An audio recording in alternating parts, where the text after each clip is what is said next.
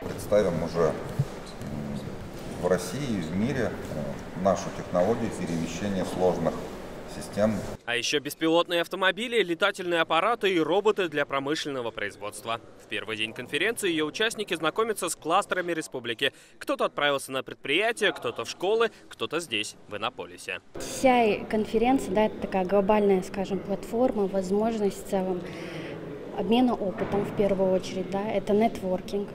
То есть потому что во многих странах вообще реализуются кластерные идеи, кластерные политики. И в этом году впервые конференция проходит в России. В прошлом ее принимали бельгийский Антверпен, до этого столица Колумбии Богота, город Монтеррей в Мексике. И каждый раз эти регионы, по сути, презентовали себя и свои кластеры коллегам из других стран.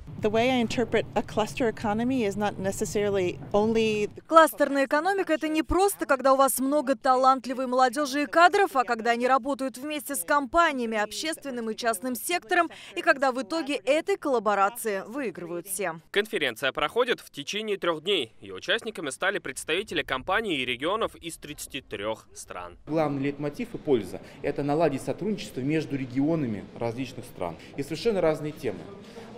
Начиная от инвестиционной привлекательности, что довольно для традиционного Татарстана, заканчивая и продолжая медицинскими кластерами в новой нормальности, это очень важная тема, креативными индустриями, что сейчас очень важно. Завтра основной день международной конференции TCI. На ее пленарной сессии ожидается участие Рустама Минниханова. Главные темы для обсуждений – это глобальная концепция развития государств, регионов, а также привлечение жителей городов и бизнеса к разработке долгосрочных стратегий.